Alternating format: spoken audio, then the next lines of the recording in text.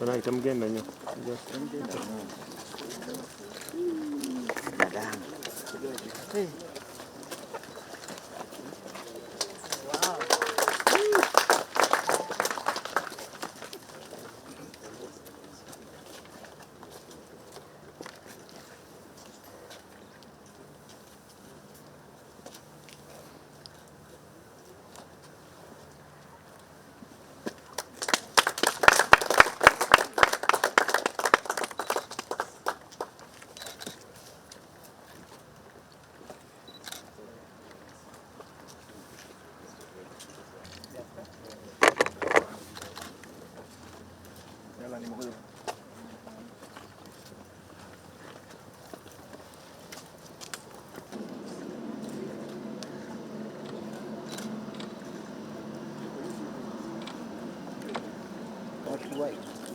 It's okay.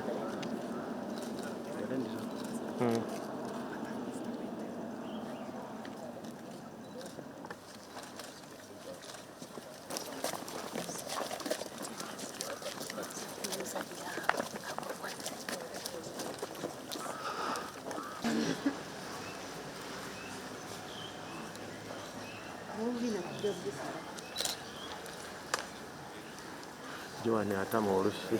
So very fine.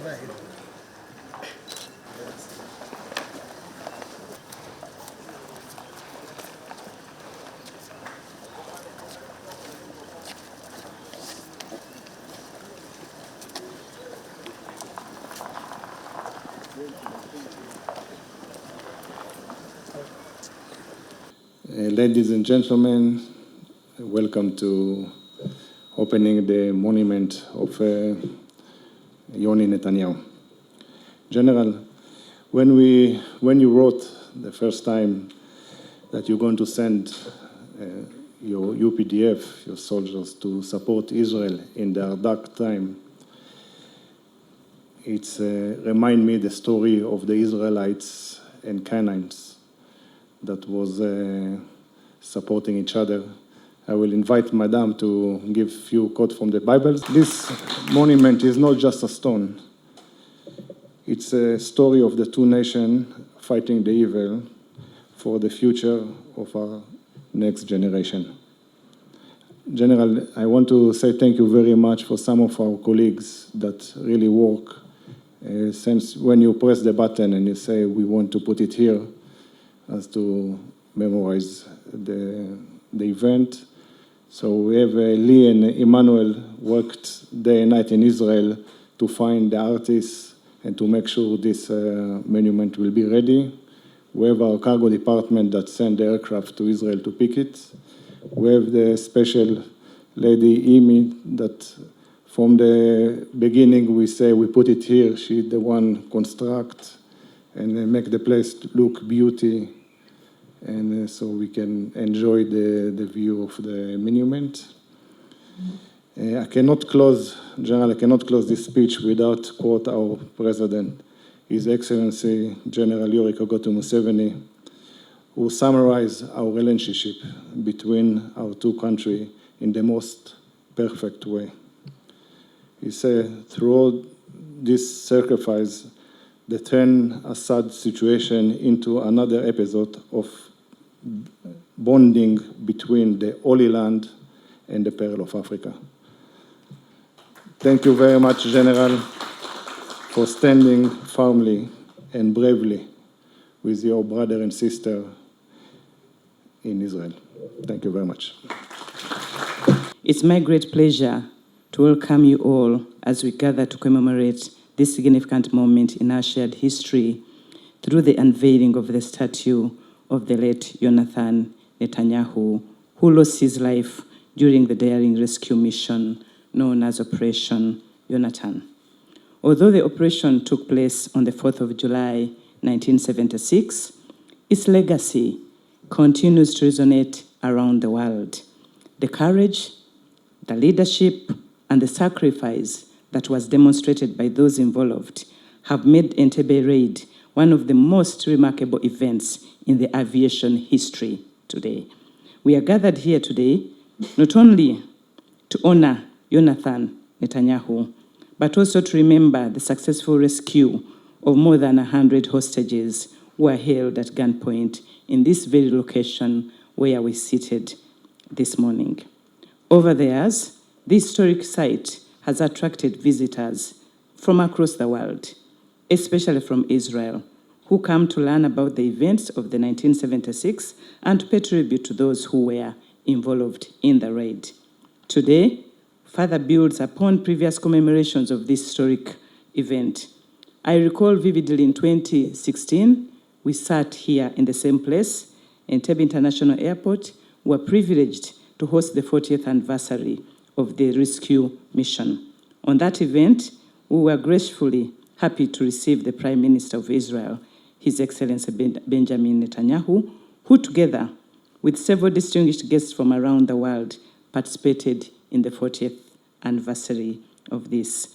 It's also clear to note that their presence clearly underscored the importance of preserving this site as a symbol of courage, a symbol of resilience, a symbol of international cooperation.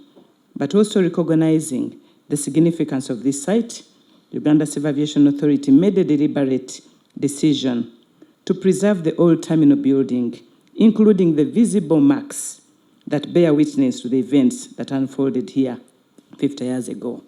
So if you went by the building, you will see that the bullet holes still stand strong. And in the discussions we've had with UTB and others, those are the areas that will remain significant the way they are. We are also optimistic that the unveiling of this statue will further enhance the historical and tourism value of this site, attracting many more visitors who wish to learn about this extraordinary story firsthand, but also benefiting us as a country and Uganda Civil Aviation Authority.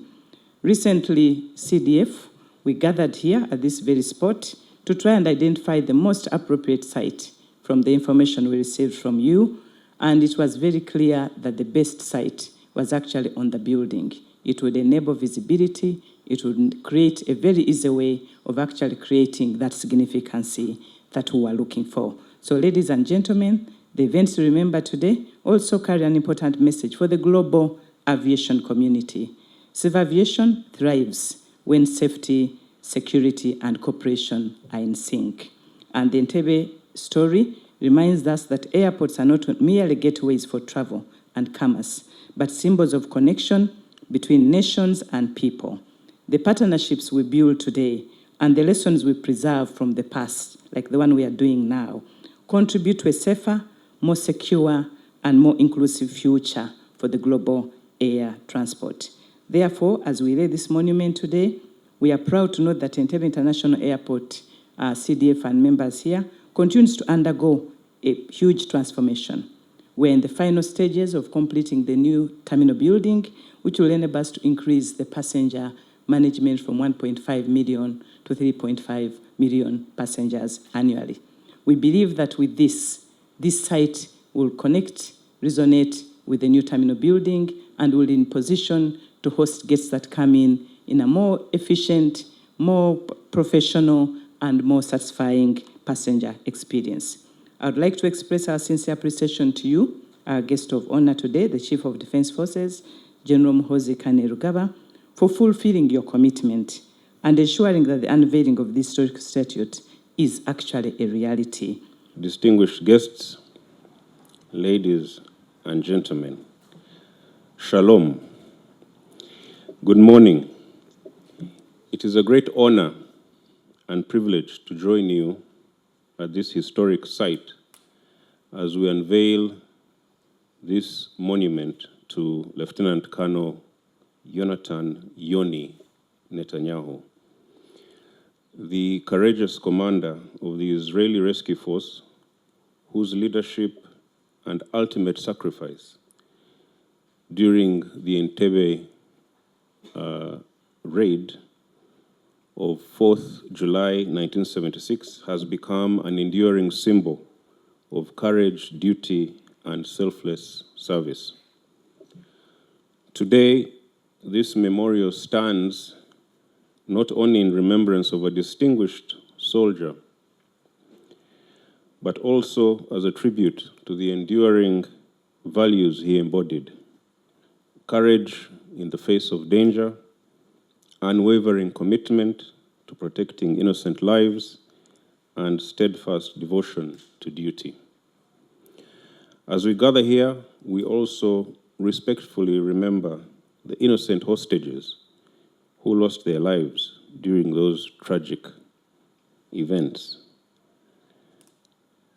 They were Jean-Jacques Maimoni, Pascal Cohen, Ida Borokovich, and Dora Bloch. Dora Bloch was killed after the operation. She was in Mulago Hospital. Their memory remains an important part of this solemn history. On behalf of the government and people of the Republic of Uganda, I extend our deepest respect to the Netanyahu family, to the families of all those who perished, and to the people of the State of Israel. May their memories continue to inspire future generations in the pursuit of peace, justice, and human dignity. We also recognize today the Ugandan soldiers who fought valiantly that day in what they believed was a justified cause. Of course, today we know that the government of Idi Amin, which they served, was a brutal dictatorship which did not represent the Ugandan people in any way. Distinguished guests, the events that unfolded here in July 1976 remain one of the most significant episodes in modern history. They occurred during one of the darkest periods in our country's history. Today, however, Uganda is a constitutional democracy committed to peaceful coexistence and constructive engagement with the international community. The friendship between Uganda and Israel extends well beyond the events of 1976. Our two countries have enjoyed good relations for a long time now, founded on mutual respect and practical cooperation. Israeli experts made important contribution to Uganda's early national development in areas such as agriculture, infrastructure, education, healthcare, and defense. This historic old Entebbe terminal has become an important place of remembrance for Israelis, Ugandans, and visitors from around the world. It reminds us not only of the tragedy that occurred here, but also of the remarkable journey our two nations have undertaken. From a painful chapter in our history to a partnership characterized by mutual trust, respect, and cooperation. Distinguished guests, monuments are more than stone and bronze.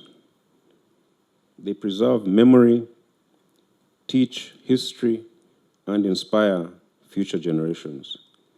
This monument, therefore, carries significance far beyond commemorating one brave individual. It honors the universal values of courage, sacrifice, and service. Furthermore, it shows that nations can confront painful history with honesty while choosing reconciliation over resentment and friendship over division. As we unveil this monument to Lieutenant Colonel Yoni Netanyahu today, let it stand as a lasting symbol of three enduring undertakings that Uganda and Israel have done. These are remembrance, friendship, and peace. Remembrance so that the courage of Lieutenant Colonel Yoni Netanyahu and the memory of all those who lost their lives here shall never be forgotten. Friendship so that Uganda and Israel may continue strengthening their long-standing partnership for the benefit of future generations. And peace so that together we may continue rejecting terrorism, promoting dialogue, and safeguarding the dignity and sanctity of every human life. Ladies and gentlemen, as we look to the future, we remain committed to deepening our cooperation across all areas of mutual interest, while working together to advance peace, security, innovation, and sustainable development. May this monument to Lieutenant Colonel Yoni Netanyahu stand for generations to come as a symbol of courage, remembrance, and reconciliation. May God bless the State of Israel, may God bless the Republic of Uganda, and may God continue to bless the enduring friendship between our two nations. I thank you very much.